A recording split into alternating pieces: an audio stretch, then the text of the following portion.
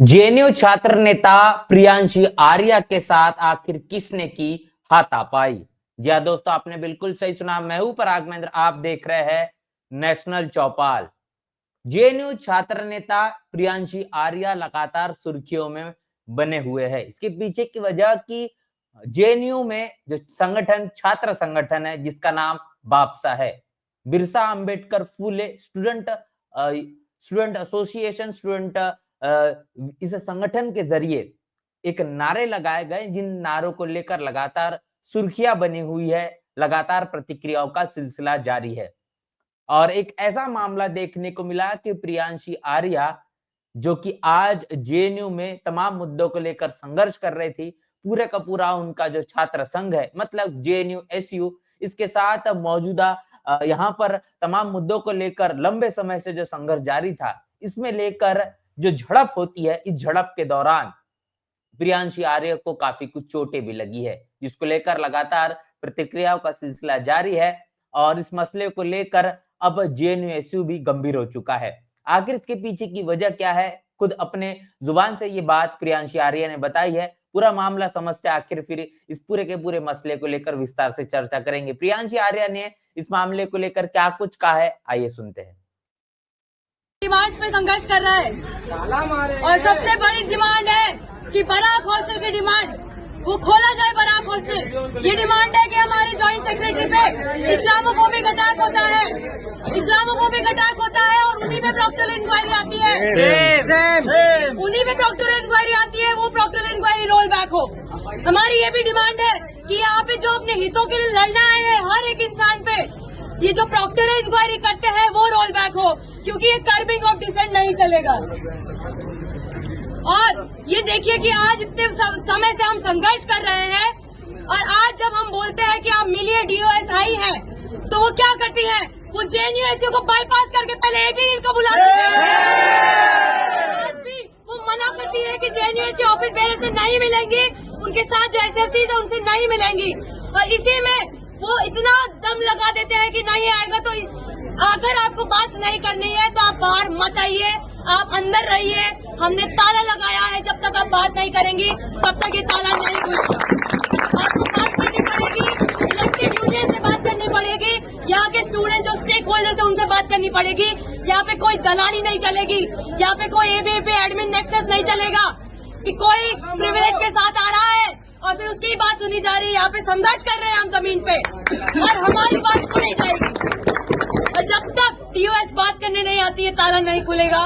इसी के साथ बात खत्म करती हूँ। शुक्रिया, जय भीम, मुझे सतंगी सलाम। तो यहाँ पर तमाम आपने बातें सुनी है। प्रियांशी आर्य ने बताया है कि किस तरीके से जेएनयू लंबे समय से संघर्ष कर रहा है। इसके पीछे की वजह है तमाम मुद्दों को लेकर लगातार जेएनयू के प्रशासन की आंखें खोलने की कोशिश की जा रही है, जिसमें खासतौर पर पहला मुद्दा है कि बराक हॉस्टल जो है उसे खोला जाए, जो जेएनयू के अंदर आता है। इसके साथ साथ अगला ये मुद्दा है कि मोहम्मद साजिद, जो कि जॉइंट सेक्रेटरी है जेएनयू के, इनके माध्यम से प्रशासन से कुछ बातचीत होती है। उस बातचीत के दौरान उनका ये कहना होता है कि तमाम मुद्दे जो समस्याएं जेएनयू में चल रही है उसको लेकर इसका निवारण किया जाए। लेकिन प्रशासन का जो जवाब आता है वो किस तरीके से एक व्यक्ति विशेष और उनके धर्म के आधार पर विरोधाभास वाली भूमिका के अंतर्गत देखा जाता है, जिसके मुताबिक ये कहा जाता है कि आप किस तरीके से काम किया जाए हमें मत सिखाइए।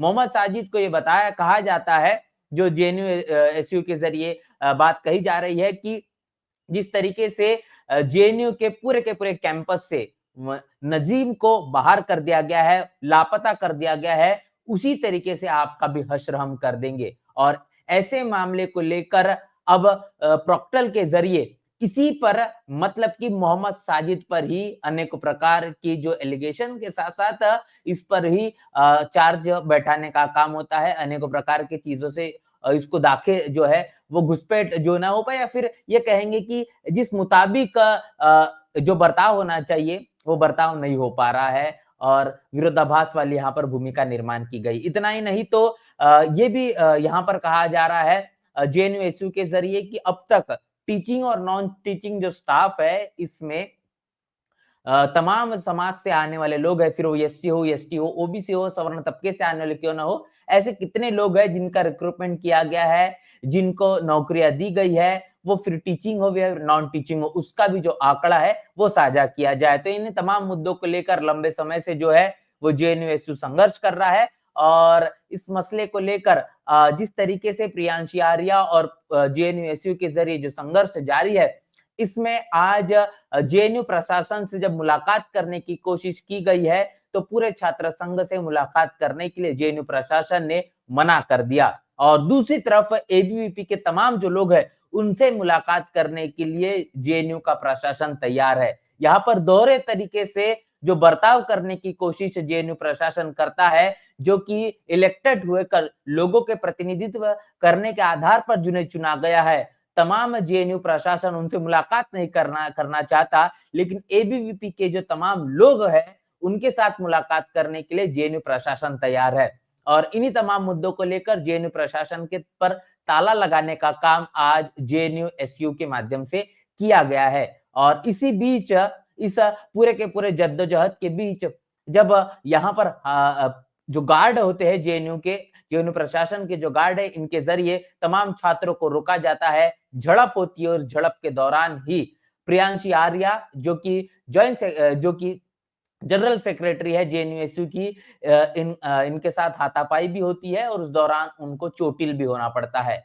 तो ये लगातार ये खबर करने की उस वक्त सुर्खियों में बनी हुई है और इसके साथ-साथ इस मसले को लेकर लोगों की प्रतिक्रियाएं भी है। आप इस बात को समझिए कि इतनी बड़ी प्रतिष्ठित विश्वविद्यालय में अपने तमाम मुद्दों को लेकर जब दलितों, आदिवासियों, पिछड़े तबके से आने वाले प्रतिनिधित्व करने वाले लोगों को किस तरीके से संघर्ष करना पड़ता है, लेकिन एक विशेष तबके से खासतौर पर सवर्ण समाज से आने वाले लोगों को कितनी आसानी से प्रशासन अपने करीब रखता है और जो लोग लोगों के प्रतिनिधित्व करने के लिए जिन्हें चुना गया है, उनकी बात तक सुनने के लिए उनको संघर्ष करना पड़ता है। यहाँ तक के जेएनयू के प्रशासन पर ताला मजबूरन तौर पर लगाना पड़ता है।